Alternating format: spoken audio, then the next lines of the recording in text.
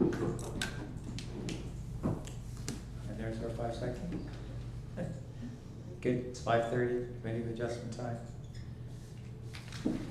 Eva, I'll go to you for attendance. Thank you, Chair. My name is Eva Baker. I'm the Acting Secretary Treasurer for the Committee of Adjustment. I will be hosting the meeting and managing participants. Committee members joining us this evening include Member Frank Kennis, Member Dale Vian, Member Steve Pelkman, Member Brian Derbyshire, and Member Turfstorp is also our Chair. Members Kumar and McGuire are absent this evening with notice. Municipal staff in attendance this evening are Jake Dritter, Senior Development Coordinator, Aaron Besh, Planner with the County of Middlesex, and Brianna from the Legal and Legislative Services team. I would like to acknowledge at this time we have 2 individuals in attendance in person this evening and 2 individuals in attendance this evening virtually from the public. Tonight we have 4 applications to be heard by the committee. The chair will introduce each application and provide the applicant and agent an opportunity to speak to the application. The planner will follow with their report. The public will then be invited to make comments or ask questions about the application. The chair will then call upon the committee to ask questions and make comments before the chair calls for a vote on the application. Once a decision is made, there is a 20-day appeal period from the date of decision for minor variances and 20 days from the date of notice of decision for consent. If anyone wishes to be notified of the decision, you can make a request today or make a written request following this meeting. A few items to note before we begin the meeting. We ask that the public state their full name before providing comments. For our virtual participants, please ensure your name is visible on your Zoom video, and we ask that you keep yourself muted until it is your turn to speak. Thank you. Thank you, Eva. So our first order of business is the reading, correction, or approval of minutes. Steve, would you like? I'll move them as presented. Okay, and I need a seconder.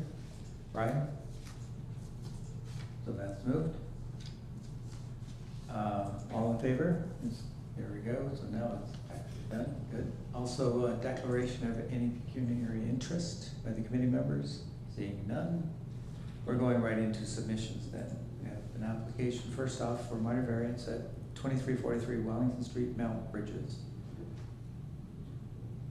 Do we have anyone in the audience viewing that one? Seeing none. Eva, your report, or Aaron, your report. I think there might be someone on Zoom for that one. Okay. It's up to you. Okay, so Aaron, let's do your report first and then we'll ask any other questions. Thank you, Chair. So the first application before committee this evening is looking for an increase in lot coverage from 30% to 33% for a partially serviced lot in the R1 zone. This application will facilitate the construction of a covered deck on the rear of the dwelling that is currently under construction. So the subject lands are approximately 922 square meters in size, and they're located on the west side of Wellington Street, south of Thomas Street in Mount Bridges. The property is connected to municipal water services, but it is privately serviced through a septic system. There is a single detached dwelling that is currently under construction.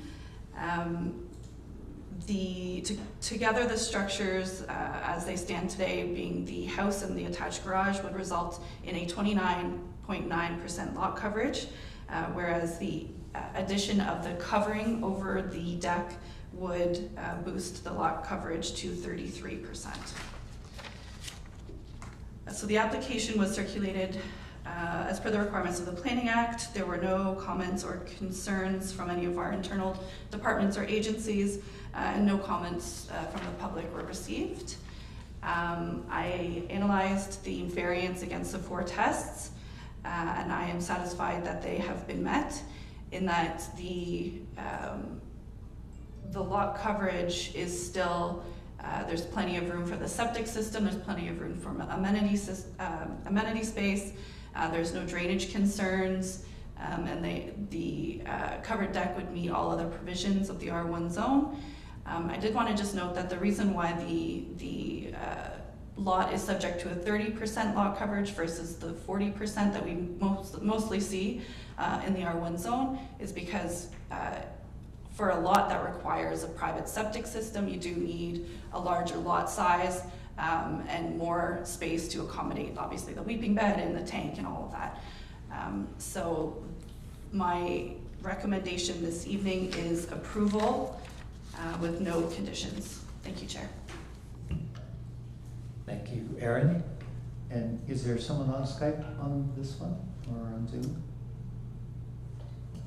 Yes, there is, Chair. I see one there. They've registered as Kathy Pepe. Okay, Kathy, do you have any questions or concerns?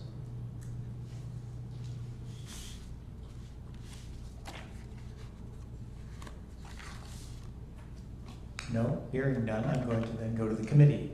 Any questions or concerns on this submission? Seeing none, then I'm looking for a vote of support. Supported by Frank, second by Dale. All in favor? And that passes.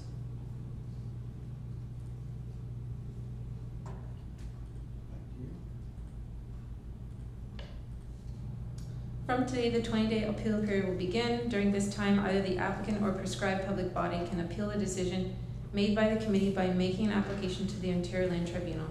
If no appeal has been made following the 20 days, the minor variance declaration will be issued. Okay, then moving on to 3.2, application for minor variance, 271 Metcalf Street East, Strathroy. Is there anyone in our audience on that one? Yes? Would you like to hear Erin's report first, and then any comments you might add later? Sure, yes. Okay, good. And Erin, back to you. Thank you, Chair. The next application before committee this evening is seeking relief from section 11.228 from the zoning bylaw to permit a large format retail store with a gross floor area of 530 square meters, whereas a minimum of 930 square meters is required in the highway commercial C2 zone.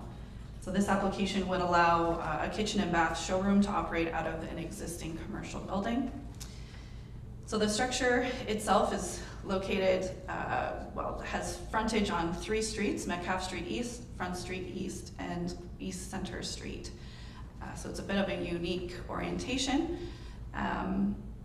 The applicant is looking to have a tenant move into the structure, which is currently vacant. They are looking, like I said before, to establish a kitchen and bath retailer and a showroom. The applicant advised that the business would operate primarily on a scheduled appointment-based system with some assembly of prefabricated cabinets and appliances, but would not include manufacturing the cabinets themselves. As the structure was previously occupied by a construction business, there are 2 large bay doors located along East Center Street that are desirable to the proposed tenant for deliveries and loading. Further, the showroom and storage capacity of the structure will meet the needs of the proposed business. I'm sorry, my computer lost connection, so my map went down. There we go. So the property is currently zoned C2, which is the highway commercial zone. The reason we have crafted the variance the way that we did is because buildings in the C2 zone are subject to a size restriction. So they need to be a minimum size because we want, under the C2 zone, we want large format retailers. So your big box stores, your destination businesses such as Canadian Tire and those sort of larger businesses that have a high need for parking requirements. This property is zone C2. However, I'm more of the opinion that it makes more sense to be in our C1 zone, which is our downtown core zone, which does allow for smaller retailers. That is because the size of the property would not facilitate a large parking area. The proposed use does have adequate parking on this site, so I'm satisfied that that doesn't require variance. But overall, that was my sort of analysis through the 4 tests. There were no comments or concerns received, and so my recommendation this evening for the application is approval with no conditions. Thank you. Great, thank you, Aaron. And from the audience, any questions, concerns? No comment this time. No comments, okay. Any comments or concerns from our committee members? Being none, I'm looking for a vote. Steve, you're supporting it? And Dale seconds? All in favor? And that passes, thank you. Back to Eva. From today, the 20-day appeal period will begin. During this time, either the applicant or prescribed public body can appeal the decision made by the committee by making an application to the Ontario Land Tribunal. If no appeal has been made following the 20 days, the minor variance declaration will be issued. Okay, thank you. Then moving on to the next one, 3.3, application for minor variance at 335 Thorn Drive, Strathroy. And I see Ralph Baker's in the audience. How are you, Ralph? Good, how are you? Good. If you want to listen to Aaron's report, and if you have any comments after that, good. Sure. Aaron, back to you. Thank you, Chair. So I am having some technical difficulties. I can't connect to my... I can pull it up. Okay, thank you, Eva. So this next application before committee is requesting to seek relief from section 5.36 of the zoning bylaw to permit an increased lot coverage of 44.4%, whereas a maximum of 40% is permitted for fully serviced lots in the R1 zone. Similar to our first application, this would facilitate the construction of a covered deck on the rear of the proposed dwelling. The subject lands are approximately 480 square meters in size. They're on the north side of, it says Throne Drive, but it is Thorn Drive. I did not make the map, and I did not see that before this particular moment. So the dwelling and attached garage are proposed to be about 190 square meters in size and results in a lot coverage of 39.5%. With the increase to the covered deck, which is approximately 240 square meters, this would increase lot coverage to 44.4%. So in support of the application, the applicant did provide an opinion letter from MTE Engineering, which stated that the proposed increase of lot coverage will not have a negative effect on the stormwater management and drainage of the property. So the application was circulated as per the requirements of the Planning Act. The only comment that I did receive was from the Director of Engineering and Public Works, who advised of no concerns as the stormwater management has been addressed through the letter from MTE. For tests of minor variance, I am satisfied that they have been met through the requirement for the stormwater management. There's, amenity space. The deck itself does have a little bit of encroachment into the rear yard, but it does not surpass what is permitted in our zoning bylaw, so that's not a consideration. So my recommendation this evening is approval with no conditions. Thank you. Good, thank you, Aaron. Ralph, any questions, concerns, comments? No? Okay. Committee members, any comments, concerns, questions? It's pretty straightforward. Seeing none, then I'd like another motion. Motion from Brian to support, supported by Steve. All in favor? And that passes. Thank you. From today, the 20-day appeal period will begin. During this time, either the applicant or a prescribed public body can appeal the decision made by the committee by making an application to the Ontario Land Tribunal. If no appeal has been made following the 20 days, minor variance declaration will be issued. Good, thank you. And then our fourth one is an application for consent, 8028 Walks Drive. Owners Ann Collins. I don't see Ann in the audience. Is anyone online for this one? We have their agent, Ashley Podolinsky, on the call. On the call? Yes, I'm here. Good, excellent. I'm proposing we listen to Aaron's report, and then if you have any comments, we can come back to you. Thank you, Chair. So the last application before committee this evening is for a surplus farm dwelling severance as a result of a farm consolidation. The subject property as a whole is located at the north corner of Saxton Road and Walker's Drive, just south of Strathroy. The lands are approximately 41 hectares in size, with 340 meters of frontage on Saxton and 1,205 meters of frontage along Walker's Drive. The proposed lands to be severed are approximately 0.75 hectares. The lands contain a single detached dwelling that is privately serviced and a shed, both of which are accessed via 2 existing driveways on Walker's. The septic system and well are both wholly contained on this residential lot. The proposed lands to be retained would be approximately 40.28 hectares. The lands do contain 2 sheds that are proposed to be retained and used for personal storage. If any of you did a site visit or a drive-by, you can see the sheds from the road, and the applicant's agent has advised that they are of sound, structurally sound, so we don't have any conditions related to those this evening. The application was circulated. The comments that we received, the Director of Building and Planning recommended that a condition of approval be included requiring a drainage reapportionment if determined to be necessary. Our county safety and standards officer advised that the farm parcel will need to be provided with a 911 municipal address. St. Clair advised that there is a regulated area on the property, but they do not have any concerns with the severance. And Enbridge Gas as well, with their standard condition that there are servicing lines in the area, and if the severance, the location of the property lines impedes those, that they will have to be relocated to the cost of the owner. So for my analysis, I am satisfied that farm consolidation appears to have been achieved. The house was built prior to 1999. The surplus farm dwelling parcel will need to be rezoned to an A2 zone that will restrict it to residential uses only, and further that the larger piece be rezoned to A3 to restrict future residential uses. Parcel size seems appropriate to include the well, the septic system, and the whatever additional accessory buildings there are.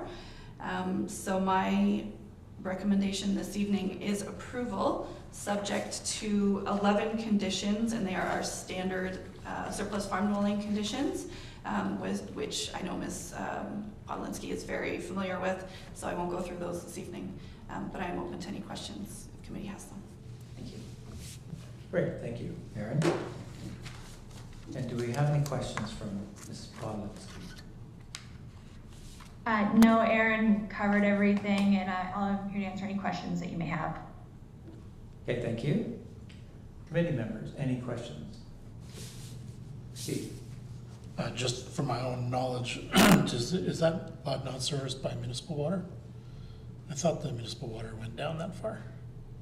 I believe it is municipal water on the property.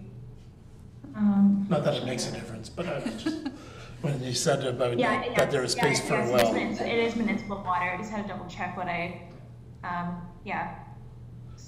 So maybe again, not that it matters for this issue, but in the instance that it does have municipal water, does that affect the potential lot size that would be required? Through the chair to Member Pelkman, I'm satisfied with the size. I think that it's far enough that it incorporates the shed and the driveways, and it's small enough that we don't have our concerns about the typical large A2 lots. But if you would like to add a condition, I'm sorry, this is my mistake. I'm just so used to all of these surplus funds. I was just asking out of curiosity, if not this property, I'm perfectly happy with what's being proposed here. But if there were another property that was serviced, does that potentially affect the size of the property that would be required? It potentially. There are many instances where we set boundary lines based on where the well and the septic system are. So that could have a bearing in the future. Okay. Right. Thanks. I gotta turn this.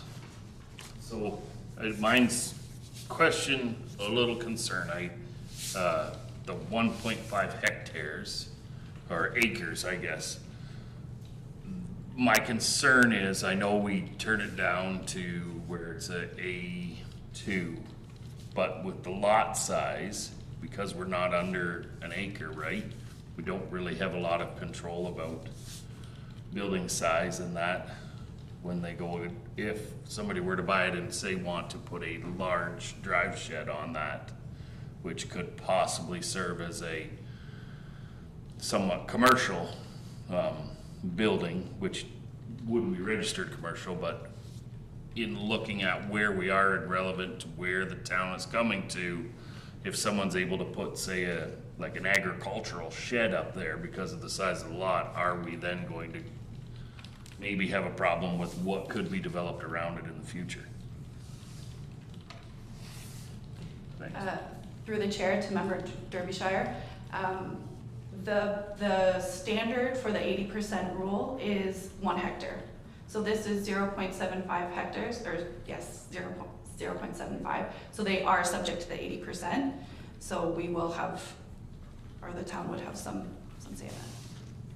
Thank you, sorry, that's me getting my hectares and acres all jumbled up. So that's thank you for the clarification. I just want to make sure we're not opening ourselves up to more trouble down the road. Thanks. Okay, you're welcome. Any other questions from the committee? Seeing none, I'm looking for a motion of support. Frank, and supported by Brian. All in favor? And that carries. Shortly following this meeting, a notice of decision will be issued, at which point the 20-day appeal period will begin. During this time, either the applicant or a prescribed public body can appeal the decision made by the committee by making an application to the Ontario Land Tribunal. If no appeal has been made following the 20 days, the consent declaration will be issued. Good. Thank you, Eva. Item number 5, any inquiries by members? Steve, what's your inquiry? Just want to wish the member that's in the audience here on Metcalf Street good luck, because that building, I think, needs a business that is a destination business as opposed to something that's count on drive-by traffic. So wish you all the best. Okay. Any other inquiries by members? Seeing none. Number 6, other business? No other business? Schedule of meetings is listed as it is there, October, November, December. And I'm looking for an adjournment. I need someone to make a motion. Frank does, supported by Steve, and we are adjourned. Thank you, sir. So I'm gonna close that.